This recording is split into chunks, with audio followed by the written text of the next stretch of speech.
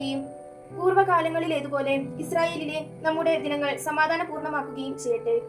അവിടുന്ന് നമ്മുടെ മേൽ കാരുണ്യം വർഷിക്കുകയും ഈ നാളുകളിൽ നമ്മെ രക്ഷിക്കുകയും ചെയ്യട്ടെ. രണ്ട് ജനതകൾ നിമിത്തം ഞാൻ ക്ലേശിക്കുന്നു. മൂന്നാമത്തേത് ജനതയെയല്ല, സെയിർ മലയിൽ വസിക്കുന്നവരും ഫിലിസ്ത്യരും ഷെക്കേമിലെ മൂഢജനതയും. വിജ്ഞാനത്തിന്റെയും വിവേകത്തിന്റെയും ഉപദേശങ്ങൾ ഈ ഗ്രന്ഥത്തിൽ ഞാൻ എഴുതിയിട്ടുണ്ട്.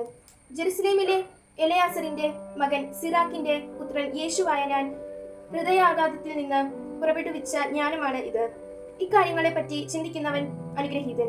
അവയെ ഹൃദയത്തിൽ പ്രതിഷ്ഠിക്കുന്നവൻ ജ്ഞാനിയാകും. അവ അനുവർത്തിക്കുന്നവൻ എല്ലാറ്റിനും കഴിവുള്ളവനാകും. കർത്താവിന്റെ പ്രകാശമാണ് അവനെ നയിക്കുന്നത്. പ്രഭാഷകന്റെ പുസ്തകത്തിലെ 50-ാം അധ്യായത്തിലെ ചോദ്യോത്തരങ്ങൾ. 1-ാം ചോദ്യം: പ്രഭാഷകൻ 50-ാം അധ്യായത്തിൽ എത്ര വാക്യങ്ങളുണ്ട്? ഉത്തരം: 29 വാക്യങ്ങൾ.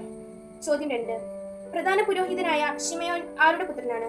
ഉത്തരം: ഓനിയാസിന്റെ. ചോദ്യം 3: ആക്രമണം ചെറുക്കാൻ ശിമയോൻ ചെയ്തതെന്ത്?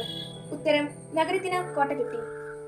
ചോദ്യം 4: തിളങ്ങുന്ന മേഘങ്ങൾക്കിടയിൽ എന്തുപോലെ ശിമയോൻ പ്രശോഭിച്ചു? ഉത്തരം: വിളങ്ങുന്ന മഴവില്ലു പോലെ.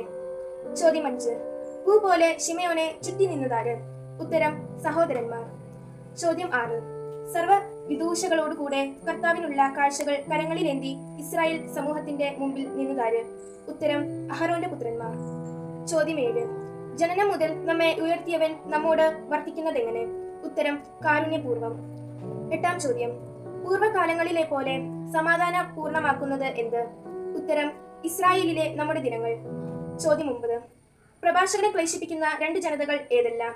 ഉത്തരം: സെയിർ മലയിൽ വസിക്കുന്നവരും ഫിലിസ്ത്യരും. ചോദ്യം 10: എന്തിന്റെ ഉപദേശങ്ങൾ ഈ ഗ്രന്ഥത്തിൽ എഴുതിയിട്ടുണ്ട്? ഉത്തരം: വിജ്ഞാനത്തിന്റെയും വിവേകത്തിന്റെയും.